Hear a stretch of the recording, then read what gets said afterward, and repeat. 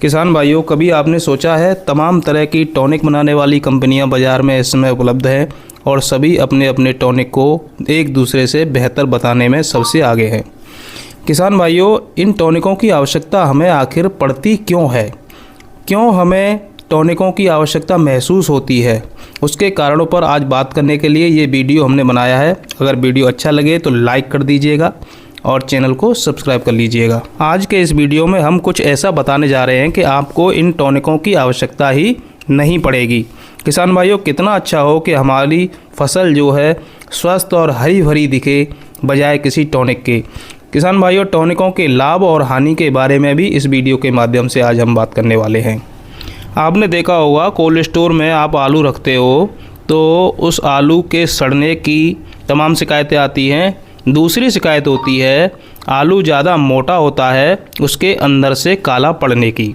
ये शिकायतें इन्हीं टॉनिकों के कारण आती हैं और ये समस्याएं धीरे धीरे विकराल होती जा रही हैं।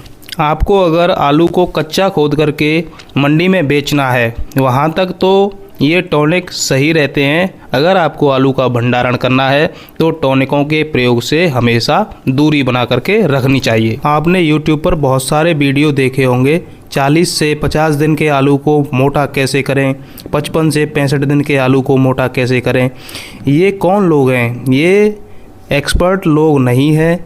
इनको ना दवा की सही डोज के बारे में पता है, या तो ये स्पॉन्सर्ड वीडियो हैं या फिर ये YouTube चैनल को चमकाने के लिए वीडियो डाले गए हैं। किसान भाइयों, जो स्पॉन्सर्ड वीडियो होते हैं उनमें सिर्फ जो टॉनिक होता है या दवा होती है उसकी खासियत के बारे में ही आपको बताया जाता है। उसके साइड इफ़ेक्ट के बारे में कोई बात नहीं बताई जाती है, उसको सभी कंपनियां छुपाती हैं।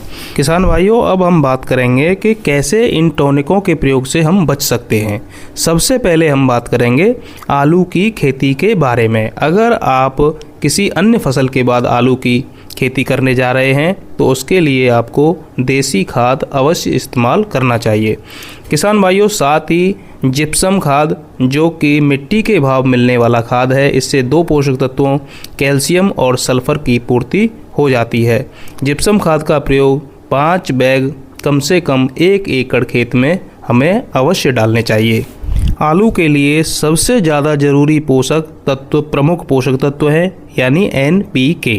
इनका इस्तेमाल हमें सही तरीके से करना आना चाहिए। इसमें नाइट्रोजन की पूर्ति हम यूरिया से करते हैं और उसकी 1/4 मात्रा आलू की बुवाई के टाइम पर यानी खेत की तैयारी के समय हमको डाल देनी चाहिए। फॉस्फोरस की पूरी मात्रा और पोटास की भी पूरी मात्रा हमको बेसल डोज में दे देनी चाहिए। जिप्सम के प्रयोग के बारे में भी यहाँ बात करना बहुत ज़रूरी हो जाता है। जिप्सम को हम अपने खेत में कैसे अप्लाई करें, तो उसके लिए अगर आपका दुसाई का खेत है तो आप जुताई करने के बाद खेत में फैला करके उसको ढंग से खेत की मिट्टी के साथ मिला दीजिए। उसके बाद आप पलेवट करिए। पलेवट करने के बाद तब जुताई करके आलू की बुवाई करिए। अगर आपका खेत दुसाई वाला नहीं है यानी आपने उसके आलू से पहले कोई फसल नहीं ली है तो उसके लिए आप जिप्सम का प्रयोग बरसात के दिनों में भी कर सकते हैं। जिप्सम खेत में डालने के बाद खेत को पानी से भरना बहुत ज़रूरी हो जाता है। यहाँ तक हमारे 5 पोषक तत्वों की पूर्ति हम कर चुके हैं, यानी कैल्शियम और सल्फर की पूर्ति हमने जिप्सम से कर दी है और NPK की मात्रा नाइट्रोजन यूरिया से दे दी है, जो 1/4 भाग आपने बेसल डोज में दिया था। और फॉस्फोरस हम DAP से या SSP से दे सकते हैं और पोटास की मात्रा MOP से हम यहाँ तक दे चुके हैं। जिंक के लिए जिंक सल्फेट जो 33% वाला आता है उसका इस्तेमाल हम खेत की बेसल डोज डालते समय कर सकते हैं, या फिर हमें सर्दियों की फसलों में जिंक को डालने से बचना चाहिए, क्योंकि इस जिंक का इस्तेमाल हम अगर जून जुलाई में हमने कोई फसल बोई है तो उसमें कर सकते हैं और एक बार जिंक डालने के बाद फिर आलू में दोबारा से जिंक डालने की कोई आवश्यकता नहीं रहती है। अगर आपने ये 6 पोषक तत्व यानी calcium, sulphur, nitrogen, phosphorus, potash और जिंक अपने खेत में डाल दिए हैं तो आपको मुड़ करके देखने की कोई ज़रूरत नहीं है। बाकी के जितने भी पोषक तत्व हैं वो ज़मीन में पहले से ही मौजूद रहते हैं, और अगर मौजूद नहीं भी हैं तो आप फसल की कंडीशन को देखते हुए उनको ऊपर से स्प्रे भी कर सकते हैं। अगर हम आलू बो रहे हैं यानी आलू की फसल करने जा रहे हैं तो खेत की जुताई में कोई भी कंजूसी नहीं होनी चाहिए। मिट्टी पूरी तरह से भुरभुरी और महीन हो जानी चाहिए। इसके बाद यदि आप पलेवट करके आलू बो रहे हैं तो आपको कम से कम 25 दिन तक पानी नहीं लगाना है, और आप बिना पलेवट के अगर आलू बो रहे हैं तो आपको 15 दिन के बाद पानी लगाना अनिवार्य हो जाता है। फसल जैसे ही कुल्ला देकर के ज़मीन से ऊपर आती है उसी दिन से उसकी देख रेख करना अनिवार्य हो जाता है। प्रतिदिन फसल का ऑब्जर्वेशन होना चाहिए, फसल में क्या कमी दिख रही है, उसी के अनुसार आपको आगे निर्णय लेने होंगे। किसान भाइयों, अब बारी आती है सिंचाई की, यानी अब हम पहली सिंचाई आलू में करने वाले हैं। इस समय हमें क्या करना है, पहले पानी पर हमें जो हमने यूरिया की 1/4 मात्रा बेसल डोज में दी थी, उसी यूरिया की 1/4 मात्रा को पानी लगाने से पहले खेत में अच्छी तरह से फेंक देना चाहिए और उसके बाद पानी लगा देना चाहिए। इसके अलावा और अभी हमें कुछ नहीं करना है। इसके बाद कुछ नहीं करना है, प्रतिदिन केवल फसल का ऑब्जर्वेशन करना है। अब बारी आती है किसान भाइयों आलू में दूसरी सिंचाई की, और इस समय हमारा आलू हो चुका होता है 40 से 42 दिन का या 45 दिन का, और इसी समय हमें स्प्रे के अपने पहले शेड्यूल के अनुसार पहली स्प्रे करनी है। जिस समय आलू के पौधे नालियों को ढकने लगें, ये समय मान लीजिए अब स्प्रे का है। और स्प्रे करने से पहले सबसे पहले हमें ये समझना पड़ेगा कि इस समय आलू में रोग कौन कौन से आते हैं। तो सबसे पहला रोग है जो कॉमन रोग है, जड़ गलन का होता है, जिसकी पहचान होती है इसके नीचे के पत्ते आपको सही और चौड़े मिलेंगे, और जो ऊपर के जो नए पत्ते आते हैं वो आपको सिकुड़े हुए दिखाई देंगे। सबसे बड़ी पहचान है जो जड़ गलन की है। दूसरा, आप पौधे को उखाड़ करके भी देख सकते हैं, जिसमें आपको जड़ जो है काली दिखाई दे जाएगी। दूसरा रोग होता है पत्ते सिकुड़ने वाले में ही वायरस वाला रोग, जो बीज जनित रोग होता है, और उस बीज जनित रोग की आज तक कोई दवाई नहीं बनी है। उसको किसी भी दवा से ठीक नहीं किया जा सकता है सिवाय एक्स्ट्रा खर्चा करने के। उसके नाम पर आपको केमिस्ट वाला तरह तरह की दवाइयाँ देता रहेगा, लेकिन वो सही नहीं होगा।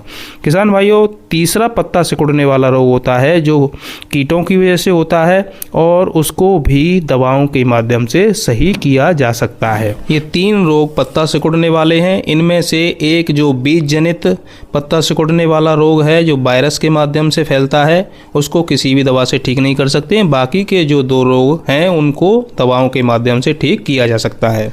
किसान भाइयों, इसके बाद जो रोग होता है वो होता है अगैती झुलसा, यानी आपको पत्ते पर बीच में से एक स्पॉट के रूप में शुरू होकर के और पूरे पत्ते को ये आपको बिल्कुल पत्ता जला हुआ सा दिखाई देगा, और धीरे धीरे एक पत्ते से दूसरे पत्ते में और पूरे पौधे में ये फैल जाता है, और धीरे धीरे पूरे खेत में फैल जाता है, और पूरा ही खेत ऐसा लगता है जैसे कि जल गया हो। इन रोगों के अलावा कोई ऐसा रोग नहीं है जो कि आलू में आता हो, और इन्हीं की हमें दवा लगानी है। किसान भाइयों, अब बात करेंगे दवा के बारे में। किसान भाइयों, दवाओं के बारे में बात करें तो सबसे पहले आपको एजॉक्सीस्ट्रोबिन, जो कि 23% एससी फॉर्म में आता है, किसी भी कंपनी का आप लेकर के लगा सकते हो। 1 ml 1 लीटर पानी के हिसाब से आपको लगाना है। इसको लगाने के बाद आपकी फसल जो है एकदम हरी भरी, और फसल का पत्ता जो है एकदम चौड़ा हो जाएगा।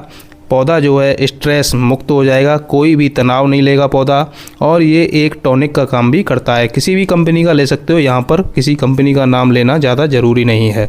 किसान भाइयों, दूसरा आप कॉन्टैक्ट फंगीसाइड के रूप में साफ को ले सकते हो। इसमें कार्बनडाजिम 12% और मैंकोजेब 63% WP फॉर्म में होता है, और इसकी आप लगभग 2.5 ग्राम मात्रा 1 लीटर पानी के हिसाब से इस्तेमाल कर सकते हैं। इसके बाद तीसरी दवा वैलिडामाइसिन 3% लिक्विड फॉर्म में आती है।